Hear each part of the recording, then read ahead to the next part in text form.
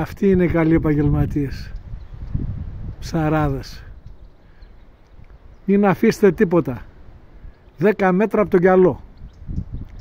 Έχει ρίξει δίχτυα. Οι ίδιοι σκάβετε το λάκκο σας. Ψόφος. Μεροκάματο. Τι μεροκάματο? Τόση θάλασσα, στην ακτή, εκεί που γεννάνε. Εκεί που θα βγουν τα μικρά, πας και τα μαζεύεις όλα. Πουσταριό. Αλλά αυτός είναι εργάτης, μπορεί να είναι και Αιγύπτιος.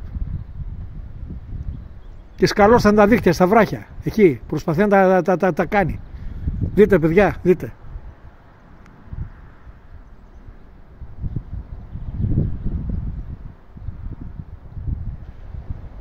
Στο σημείο που είναι ούτε 10 μέτρα από την ακτή. Έριξε δίχτυα για να βγάλει σουπιές και τέτοια. Αν είναι δυνατόν δηλαδή.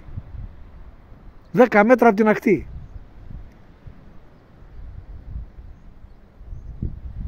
Οι επαγγελματίες αυτοί.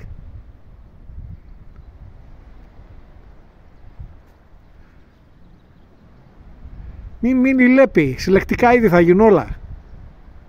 Λέπη να μην μείνει. Η εύκολη λία.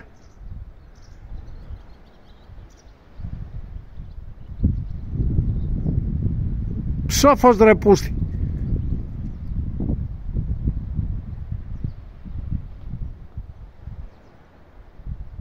Προσπαθεί να βγάλει τα... Έχει βράχια εκεί πέρα, λες και δεν τα ξέρουν ένα.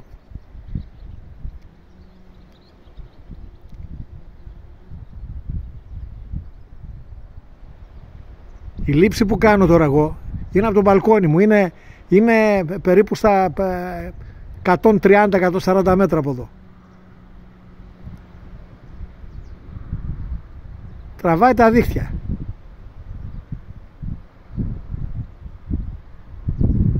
Τι άλλο πια δηλαδή. Μπείτε και σαυλές μας μέσα να.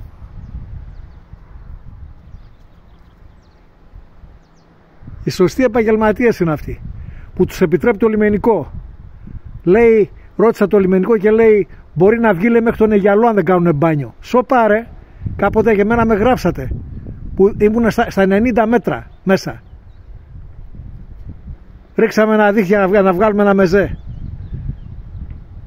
Έτσι τα καταφέρανε. Ντροπή και τίποτα άλλο. Το δίκαιο της θάλασσας αυτό είναι.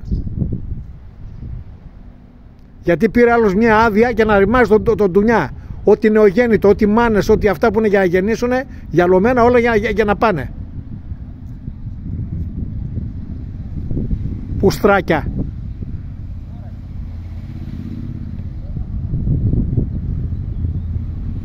Τον άλλο τον έβριζα από εδώ πέρα να πούμε μια φορά να μου τον είχα δει πολύ.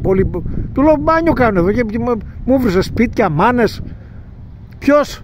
Ο Γιούφτος.